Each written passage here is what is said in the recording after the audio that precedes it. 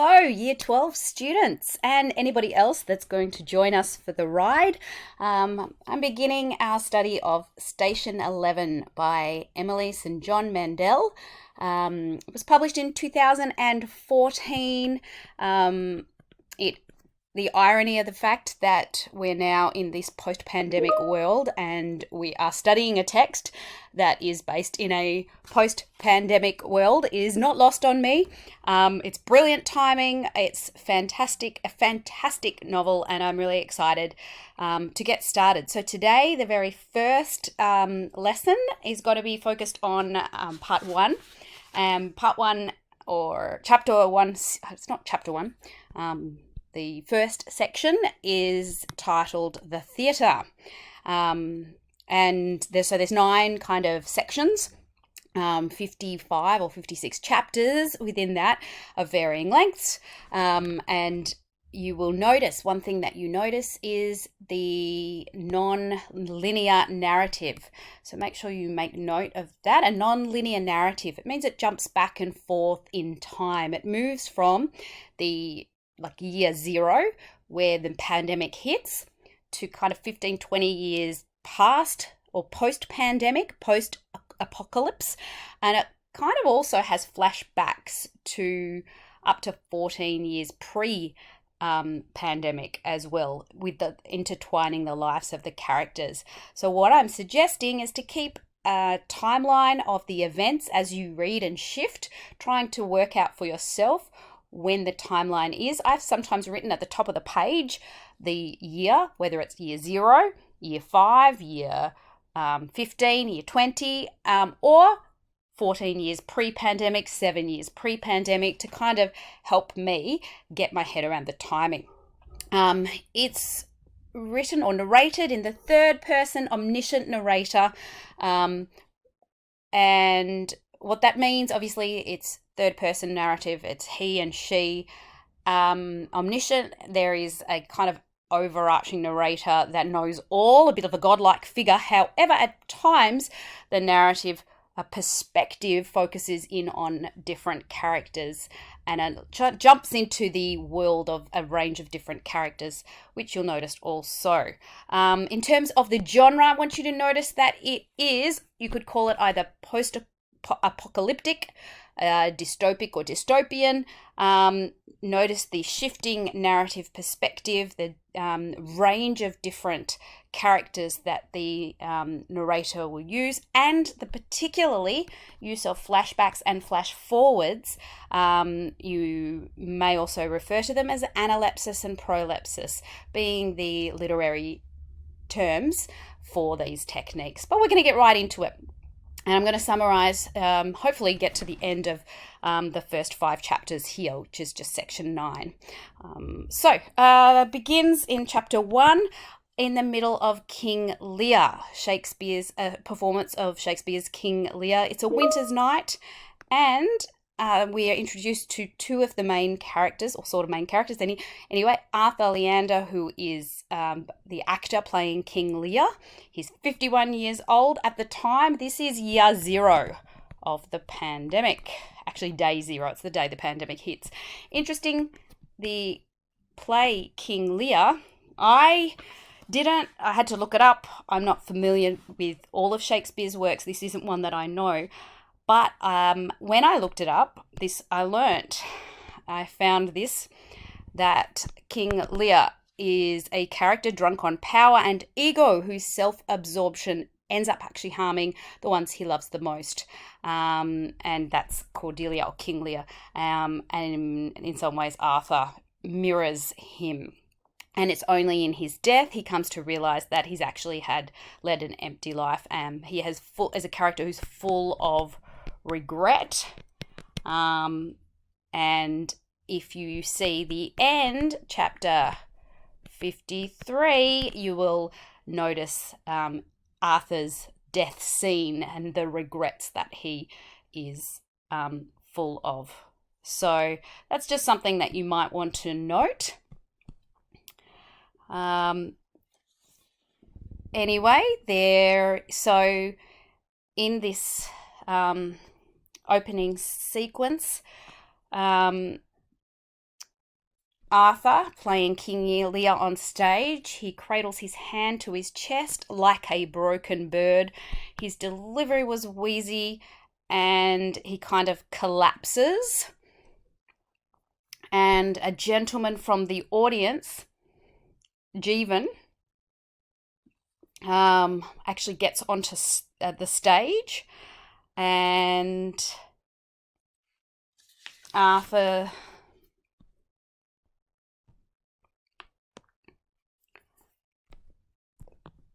he gets onto the stage and kind of begins CPR or trying to save Arthur's life. There is snow falling, actually a motif throughout the whole of this first section is snow, and I'll come back to that later, or the weather, but in this case the snow is actually plastic. And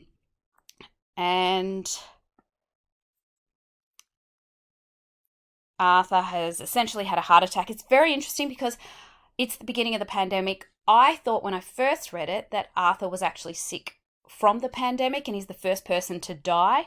When I reread it in my second read through just recently, I kind of disagreed with that. I think that it was just timing. He had a heart attack separate, and it just so happened to be on the day of the pandemic.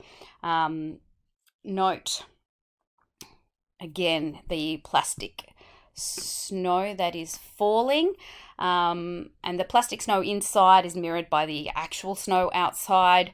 The weather metaphor throughout this is interesting because that idea of the storm of the pandemic, and inside the eye of the storm, in the calm of the storm.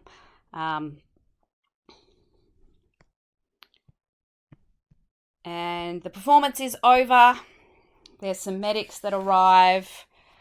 The snow, or the fake snow, continues to fall, and there can nobody stop this goddamn snow. Again, perhaps mirroring the fact that nobody can stop the pandemic.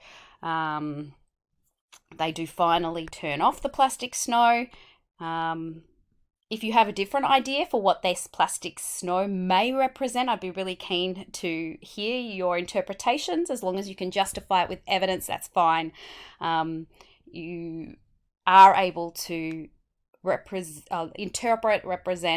any of these symbols in the play, as long as you can support them with textual evidence.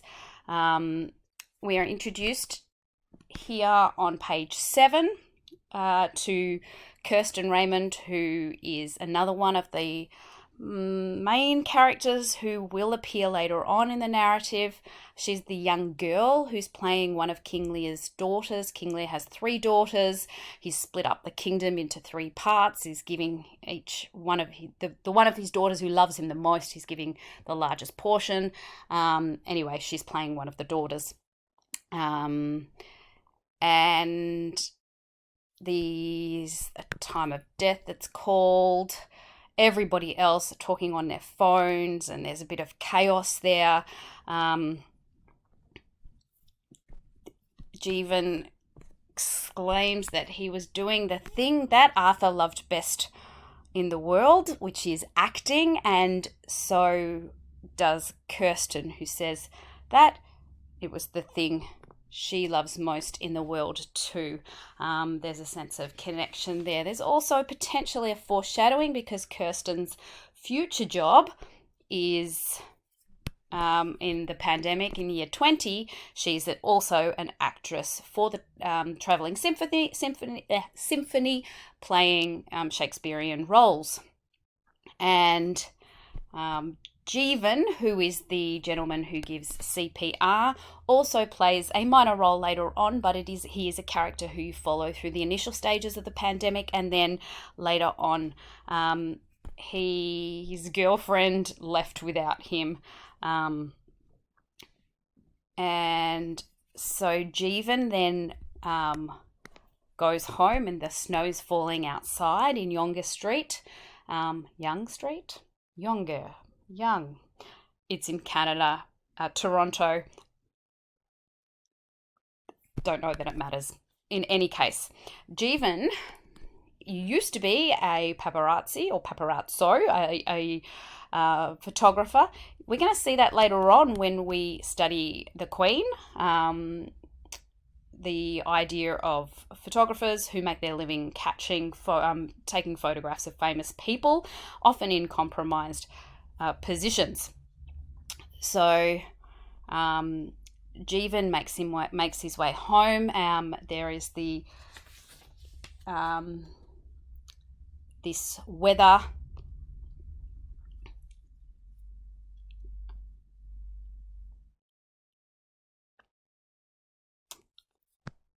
Page 11, notice the snow that is falling faster now, and Jeevan feels extravagantly, guiltily alive.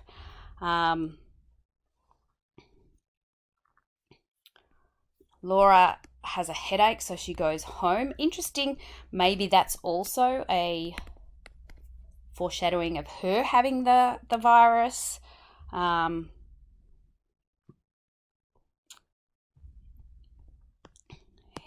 Page 12 finishes up section 1,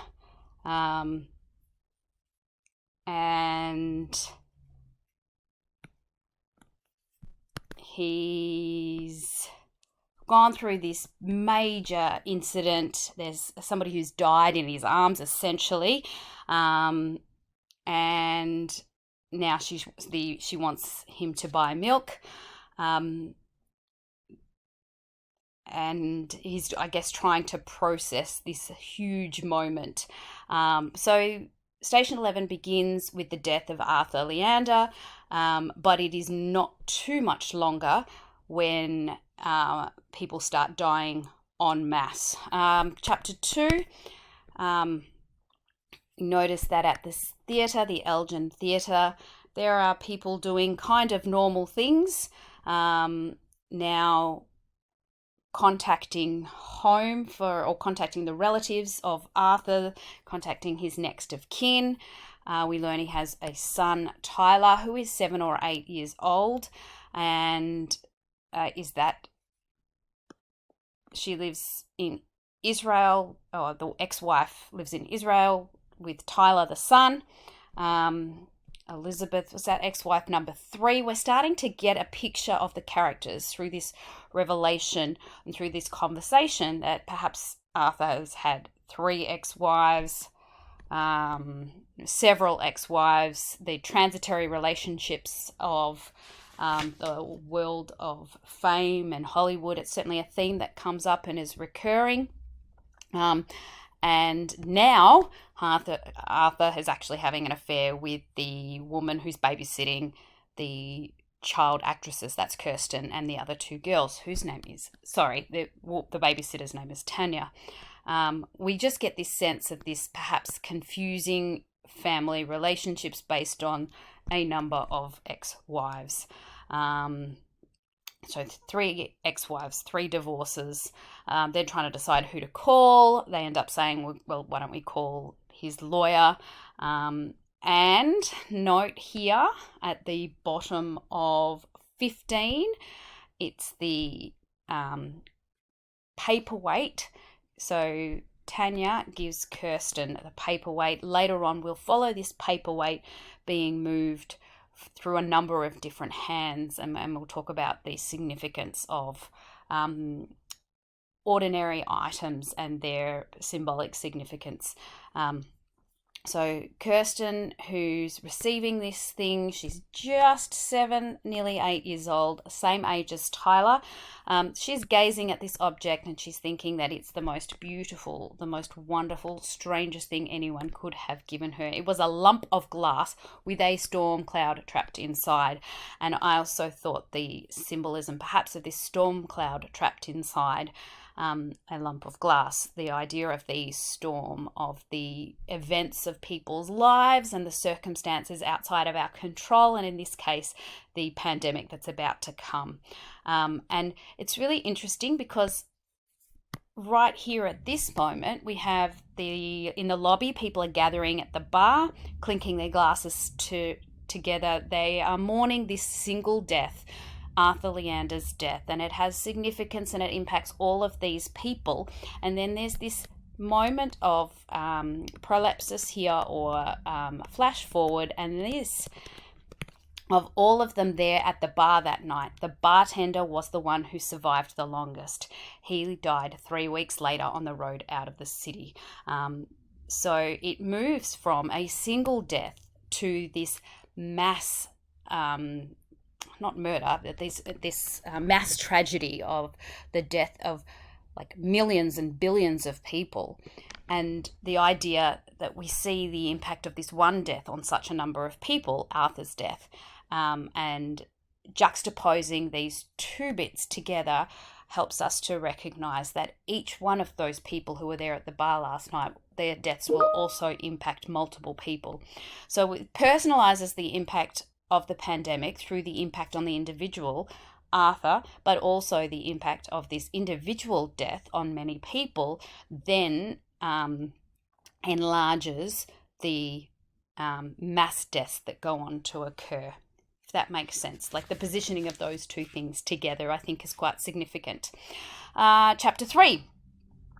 And so note the beginning of each of these chapters. There's some beautiful setting descriptions, and so he walks through the gardens on the way home and this greenhouse, and there's these soothing paradise, tropical flowers, palm fronds, like palm trees, and he's got this this tropical ideal image. I've suggested it's a metaphor of an ideal time. He's having this yearning to go and see his brother, telling his brother Frank about Arthur's death. And he's just had this revelation that being a paramedic was the right thing to do with his life. So it's a defining moment, the death of Arthur Leander. And he's been a paparazzo until now. He's been a bartender, an entertainment journalist, a paparazzo again. And we get this impression of Jeevan as one who's flighty, perhaps transitory, listless, or even restless up until this point. However, now he's decided that a paramedic is the way to go. The storm, the snow, is almost a whiteout now. So this snow is falling. Interestingly, I've read people analyze the snow as being symbolizing purity and rebirth. Honestly, that's not the way I interpreted it. I really saw the snow falling as, and I think I've got it on the next page here. If you follow me onto the top of 19, I wrote that the snowstorm, winter, representing the chaos, the unstoppable nature of the unfolding pandemic narrative. That was my interpretation of it, but you can interpret it however you like, like I said. So back to page 17. Jeevan has a contact from Hua, who is his closest friend. So Hua's phone call begins to tell the audience and to Jeevan this narrative of the pandemic. So chapter 3 is when the audience, as the readers, us, and also Jeevan, through the narrative perspective of Jeevan, these chapters being narrated through him, or through his perspective, we start to learn of these the pandemic. The pandemic's name is called Georgia flu. It is not called COVID, although we can have a bit of fun with it, you know that. So so this flu that began in Georgia, the Republic of Georgia, not the state of Georgia in America, but the Republic of Georgia in the former USSR. Anyway, the report, so Hua is a doctor working in ICU, and he tells these stories of people coming into the ICU and dying in like hours. And they all came in this flu. There's this impression of the Georgia flu that is created for the audience of something that is highly contagious. The Sars Epidemic, I reckon if this novel were written in 2020, it wouldn't be SARS, it would be COVID. But when pre-COVID world, SARS was like the scariest pandemic that hit the time. It was like 2003 or 2004, I believe, when SARS began in China and moved throughout the world. And then as quick as it began, it kind of disappeared a few months later. Anyway, Hua in the ICU is quite afraid, and Jeevan hears the fear. He realizes that his friend Hua doesn't exaggerate things, that if he says there's an epidemic, there's actually an epidemic, and Hua is afraid. And so Jeevan is actually questioning, he's looking at all the people around him, has anyone been to the airport?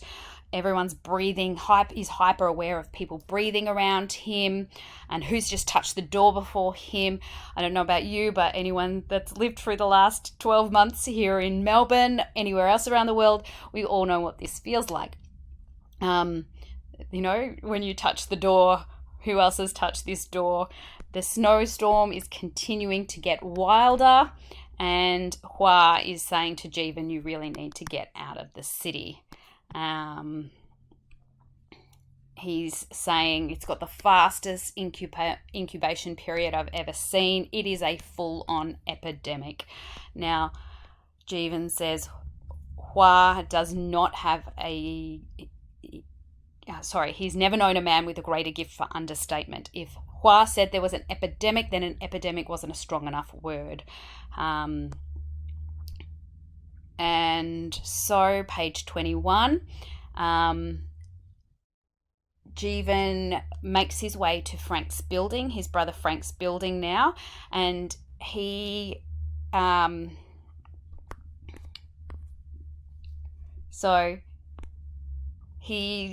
decides to stop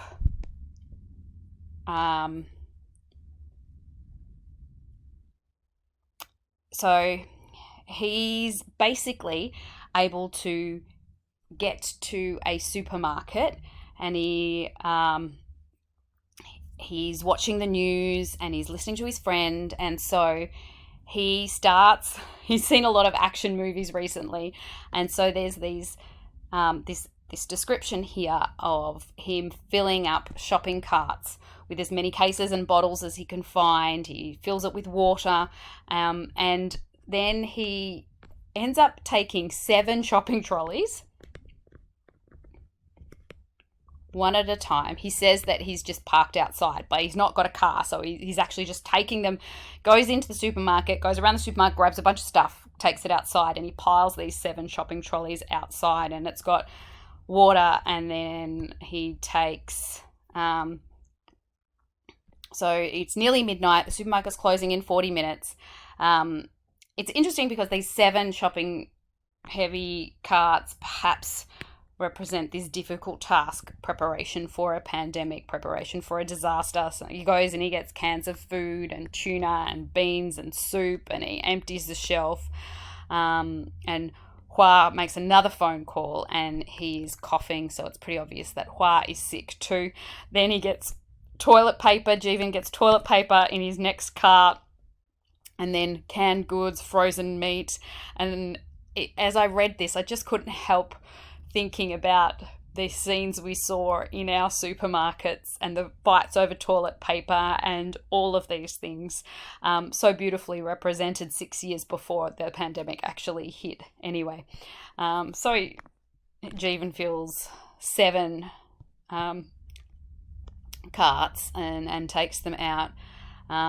He has a phone call with Laura. He's like, you left me at the theatre. I was there performing CPR on a dead man. And he's about to hit midnight. And then it's the last time through the shopping centre. And Laura's saying, hey, you're overreacting. You're exaggerating. It's just going to be like SARS.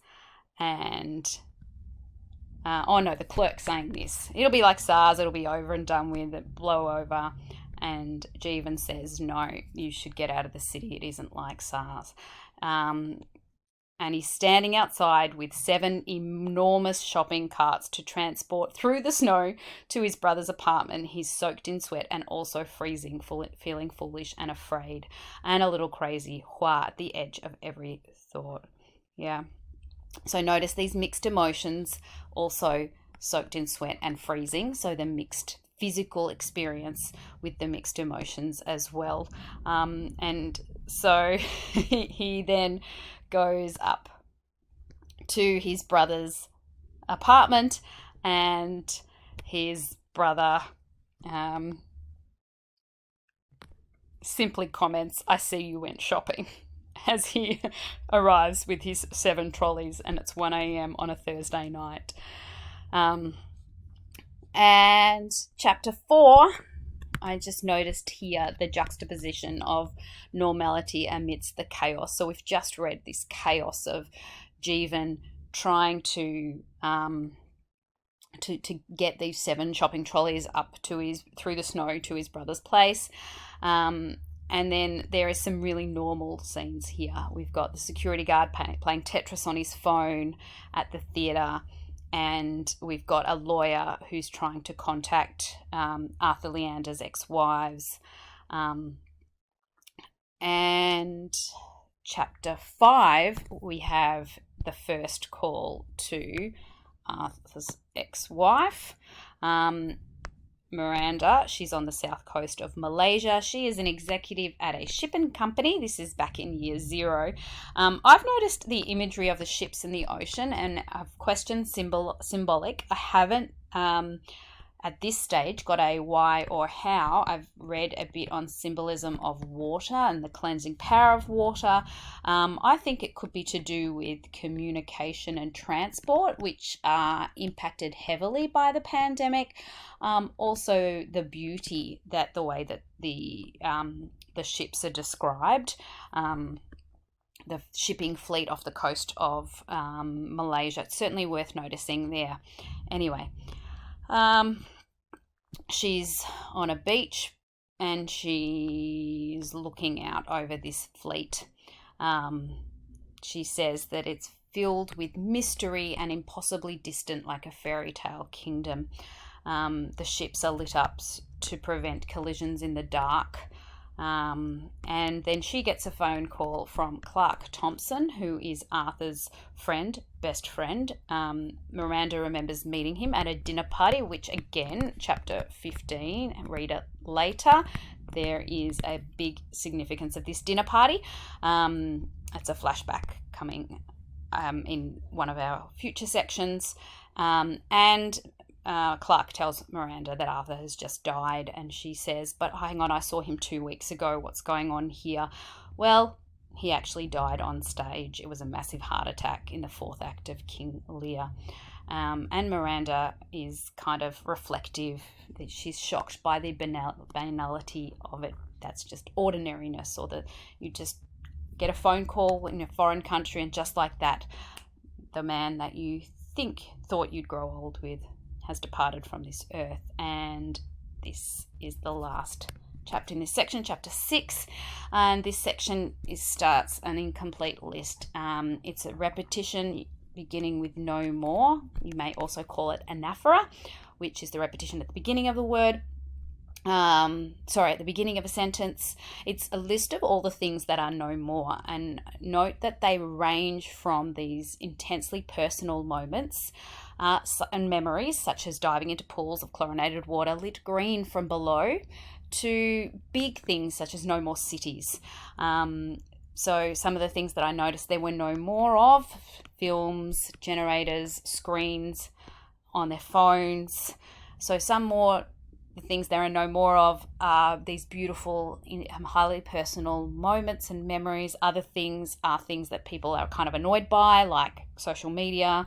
No more pharmaceuticals, no more medicine, so no more certainty of surviving by a scratch on one's hand, no more antibiotics, and no more flight and no more aeroplanes. There's this great description of aeroplanes here, and planes are certainly a motif throughout the novel itself. They represent transport, communication, the ability to move about freely, freedom, technological advances. But post-pandemic world, they're used for various reasons. They stand dormant, they collect snow, but they are used for food storage. In winter, they become these intense freezers. In summer, they're filled with trays of fruit, rust, blossoms, and streaks. So just notice the way that the plain imagery and motif repeats throughout.